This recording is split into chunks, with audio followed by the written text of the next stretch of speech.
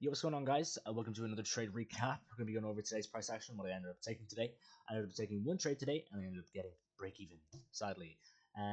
Is what it is. Was a very A plus trade. So I'm going to go over why I took it and what I was feeling coming into market open today. Boom. Let me actually. No, I can't even do it like that. Anyway, let's just go to the 15-minute time frame here. So overall, on the higher time frame, we were looking extremely bearish coming into today. We had this weekly objective lower, and just overall, like, what are we doing? We're delivering from sell side. We are respecting bearish key levels. As you can see, we came up yesterday and we swept those 4-hour equal highs, tapped into that 4-hour bullish or bearish for value gap, and then we ended up ripping through both of these bullish for value gaps, right? So we ended up respecting bearish, disrespecting bullish, delivering from sell side, and we do have a significant draw lower, being this previous week low. Previous week low. Now there was an SMT at this low on the S&P 500. Did I really care about it though? I'm not gonna lie, not really. Why? Because it is very insignificant. It is against a higher time frame, and we are not in any key levels here at all. So this low, even though it is a weekly low, right? So I guess it is kind of significant. But if it was going to be significant, we could have expected us to start ripping through these gaps, and if we wanted to be bullish off of sweeping this weekly low, we could have expected price action to end up starting to trade deeper and further into these 4-hour gaps, showing signs of disrespecting them. But that was not the case. So with that in mind, I was kind of just looking at that SMT at that previous week low as low key just kind of insignificant against the higher time frame of where we are moving on Nasdaq. So with that in mind, coming into today, we had this hourly gap which we were rejecting off of currently, right here. Now this is a pretty big discounted range, so like we didn't really get to EQ of this range yet, so there was definitely some reason to move higher, especially with the SMT and unfilled gaps. If anything, this SMT could have fueled a retrace to one of these 4-hour gaps, and then we could have had a move lower. But again, not going to be marrying a condition like that. It's just going to be a idea that we could do. So I definitely could see us being bullish in today's price action, but again, was definitely leaning more bearish. So if you want to go to the 15-minute time frame here, we can see both sessions kind of just dumped lower. So I was expecting a pretty good manipulation on New York, but we didn't really get the like ideal one into like the sea of the range or anything. Boom, boom, boom. So my conditions for today were pretty simple. We had this 30-minute gap here on Nasdaq, and we also had this 30-minute gap on the S&P 500. Sorry, let me skip to 15 here because I think we had two. No, we just had one, right? So this 30-minute gap.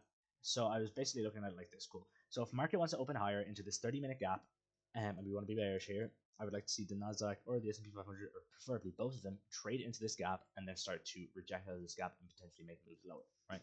That was my option one. Option two, or scenario two, was if Nasdaq or whatever, if we wanted to open higher on market open and get like a steeper manipulation move, which would have been preferred, which is exactly what we ended up doing today, a steeper manipulation move while generating maybe some low resistance on the lower time frame towards generating more liquidity towards our draws here. This would have been also ideal if we had manipulation into this 1 hour again, reswept, tapped the unfilled 30-minute right here, and then potentially got some shorts from there. And then the final option was kind of the least preferred options, and that would be if we ended up just rallying up to a 4-hour up here and just accumulating for the rest of the day and then delivering like a PM session or whatever, or we ended up moving lower and then tried to look for a con here, but wasn't really ideal kind of situations. Wasn't really too big of a fan of those scenarios. The first two were definitely more preferred. So as we can see, we have 930. Boom, opens higher into this hourly gap. So really good manipulation here. And what was really clean about this, why I like this, the reason why I like this like a lot more, and that I didn't feel that we had to go steeper into this range to get a move lower, was simply due to the SMT that we had with this. At this time, this was 931. If we want to look where the S&P 500 was at this time, hold on, let me just make sure this is today. Yeah, okay, 931. Boom, right here. So the S&P 500 ended up coming into this 30-minute gap that it had as well.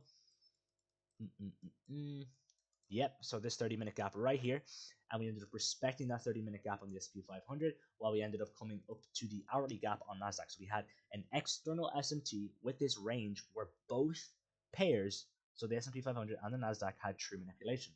They both manipulated into something significant um, on market open, right? So I was really, really liking this idea for shorts from this. Now, I think we ended up getting a short setup, well, not a valid one anyway, that ended up happening here.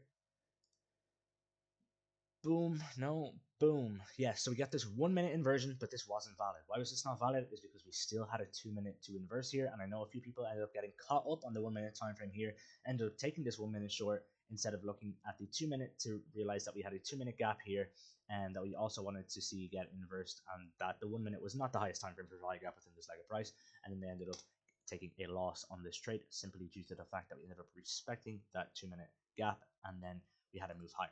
Now, I was liking this a lot more. Why? Because we had this move lower at 935. And look at this. Like, it's just a bunch of low resistance liquidity here. And beautiful, beautiful targets for us to take here. Even this low right here is insignificant and is also low resistance liquidity. Is not inside of anything significant. And we also generated another low towards these DOLs. Okay. So this was really, really nice. And what else did we have as well? Perfect. We had a stop hunt inside of this hourly gap. So we had like a failure swing lower, like a technically a failed short, even though it wasn't valid, lower, and then we ran this high again, and then we tapped the C of this gap, we tapped the 30-minute gap, we had a stop hunt. This was now looking excellent. And as you can see, right after this, boom, instant inversion through this 1 minute gap, but there was two 1 minute gaps here, so I did want to see both of these gaps get disrespected. This displacement on this first candle was really, really clean, so if you did end up taking this 1 minute inversion, just the first one here, fair enough. I could 100% see your reasoning for this. This was a very, very good trade. If you did take this, fair play. But I did want to just wait for that extra confirmation for us to inverse this second 1 minute, which ended up happening right here.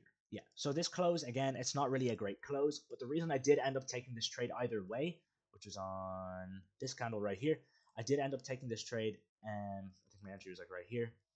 I was targeting this. Stop loss was just up here at the body.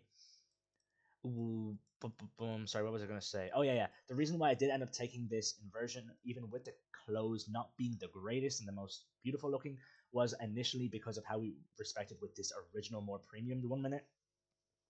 Right? Obviously, that's like kind of a, oh, well, if we respect like this, but then we're. No. The way we just displaced through this, like, obviously, the ideal scenario for this entry would have been if we had like two really clean displacement candles through both of these 1 minutes, but it's not always going to offer that, and my conviction was just super high in this case, especially with the higher time frame narrative, and my stop loss being a very, very protected swing high, which I was super, super a fan of because we had a stop on inside of an hourly gap, with an SMT, so cracking correlation, and both pairs were rejecting off a significant key level. So this was just like excellent for me. My conviction was super high on this trade. And yeah, I'm gonna go over what I sort of did wrong, in my opinion, on this trade, which is good because I learned from this and I've been collecting data on trades like this as well. So I'm gonna be going over it. So I ended up going break even around, I think it was, yeah, literally on this next candle, I ended up going break even.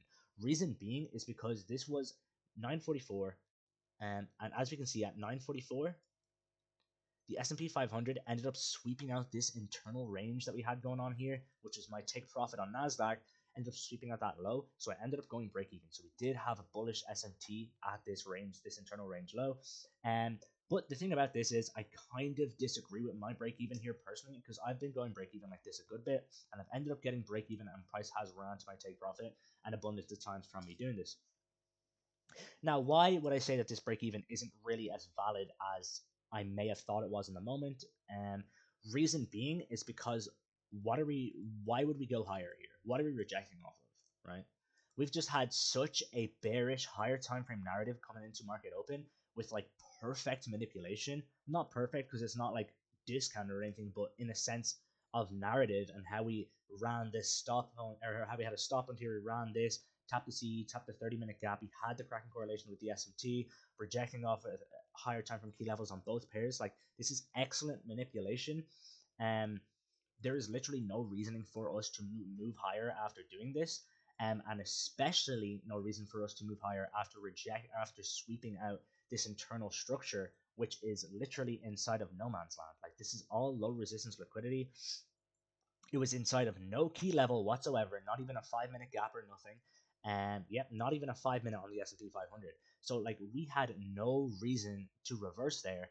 The obvious DOL was London session lows. Well, technically not London session lows, but the external range low was the obvious DOL on the S&P 500, which is what we were clearly moving towards. So if anything, my break even point should have been at the London session or whatever. This external range low was definitely an area where I could see us end up rejecting off of, right?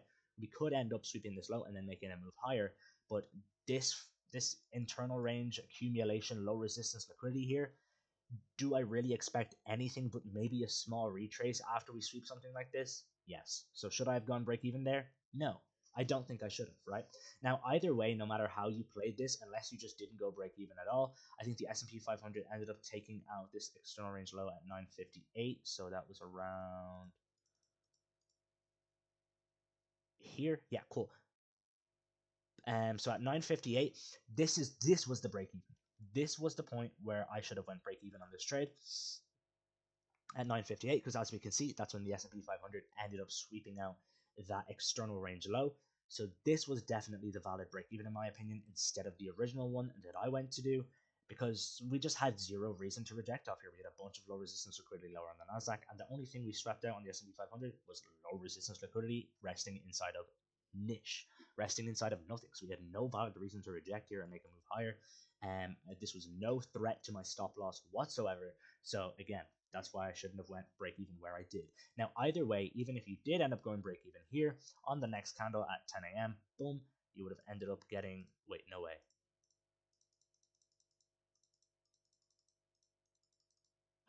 No way. Wow. Okay, my entry low key wasn't there though. My entry was like, yeah, my entry was like right here.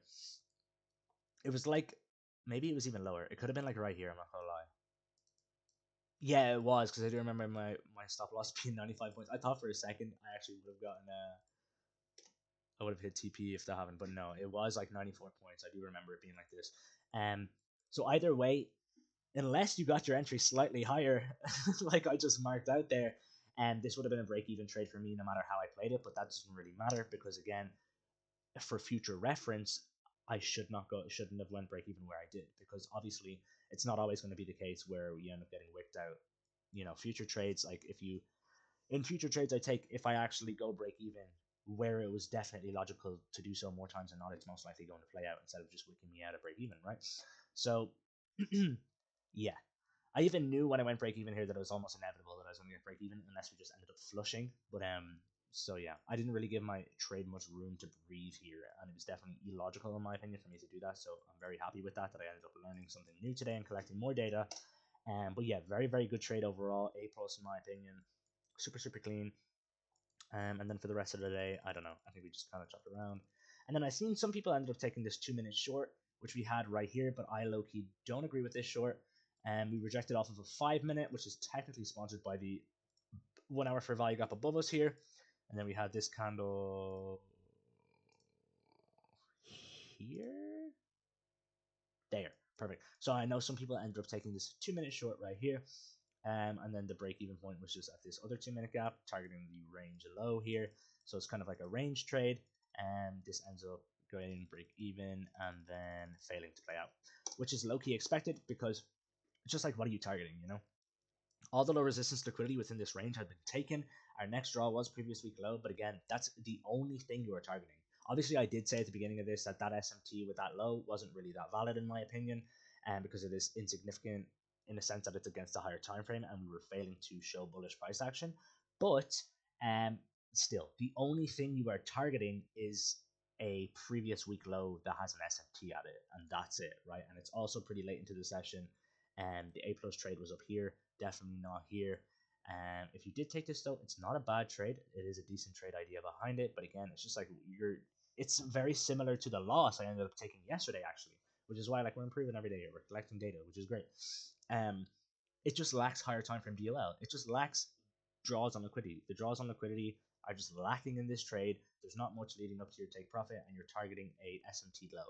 So it's just, very similar to yesterday, with us just already having the move and then trying to catch a continuation after the fact that we've already sort of done the deed for the day. That's sort of what I was feeling about this 2 minute, which is what I learned yesterday. So cool. Very, very happy we faded that, even though it was only a break even. So if you did take it, you got away with it. But that's how I felt in that trade anyway. And then for the rest of the day, I think we just ended up ripping. I don't know. I don't really care. I wasn't looking at the charts at all. For the rest of the day, I got off like essentially after ES took that external range low. So yeah, that's gonna be it for today's trade recap, guys. Hopefully, I dropped a little bit more sauce. We're getting better at teaching, maybe, I don't know.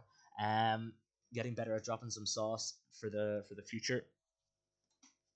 And yeah, that's basically it. So if you guys ended up taking any trades today, if you ended up taking shorts today or longs or whatever you ended up taking today, please leave it in the comments below. Let me know how you guys did today. Or if you just ended up fading everything. And of course, if you guys have any questions, please leave them in the comments below too. If you guys want to talk to me personally, I will have my Instagram, Discord, and TikTok all plugged in the description of this video. If you guys want to check them out and give me a message on either of those three platforms, I'll 100% be able to respond there too. And yeah, we're going to be documenting the entire journey to profitability, showing my improvement and what it takes to actually become a profitable day trader. So everybody's going to be able to see it 100% real, no bullshit, no hiding nothing. This is my journey to profitability, so excited for the future. Yeah, that's gonna be it for today's recap, guys. I will catch you guys in the next recap, which will be tomorrow. Peace out and have a good rest of your day.